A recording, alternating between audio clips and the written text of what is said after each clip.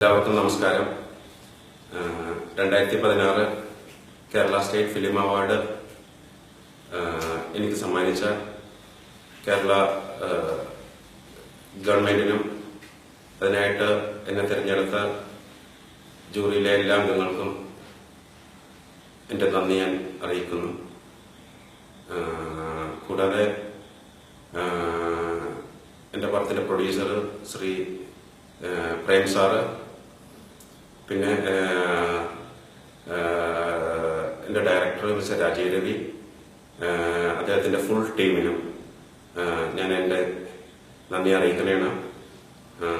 കൂടാതെ എന്റെ ബാക്കപ്പ്, എന്റെ പവർ, ഇത്രയും പവർ എനിക്ക് തന്ന് എന്റെ കൂടെ നിന്ന് ഈ പടത്തെ ഈ ക്യാരക്ടറിനെ ഇത്ര ഏറ്റെടുത്ത